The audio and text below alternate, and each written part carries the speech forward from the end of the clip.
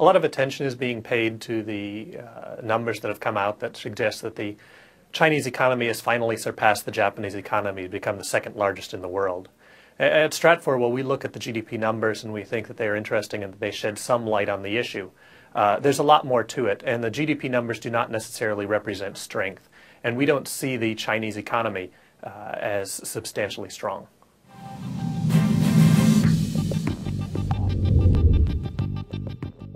Chinese economic growth numbers have been the envy of most countries around the world. The Chinese economy seems to put out double-digit or very close to double-digit growth numbers, even at times when the rest of the world seems to be in a slump. One of the things when we look at these Asian economies, these economies that are based very heavily on exports still, is that it's very easy to have very high growth rates and yet not have a very strong profit margin.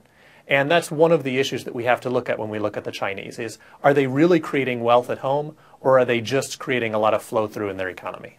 For the government, it's imperative that they continue to find new jobs, new employment, that they continue to find money for social services for this very massive population.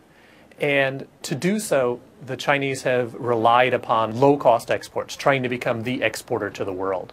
To do that and remain competitive, you have to maintain very low margins. And one of the things we hear a lot from the Chinese companies is complaints about just how low their margins are becoming, sometimes even to the point of being negative if it wasn't for government subsidies.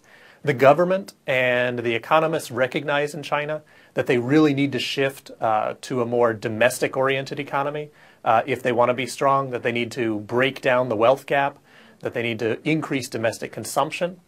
But the problem is that they seem to be unable to do that. Every time they take steps to do that, it creates potential social backlash, and the government is much more concerned about what happens when 1.3 billion people get angry than they are about trying to run as fast as they can just to hold their economy at stasis. When we look at China, we really see, in many ways, some similarities to what we've seen with other Asian economies, and we've seen the same types of attempts at growth path. And we also then see that we're facing a limit to that model.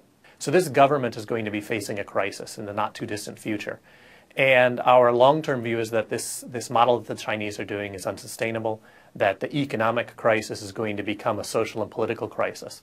And that's going to cause some massive changes in how we look at China and what we see in the country.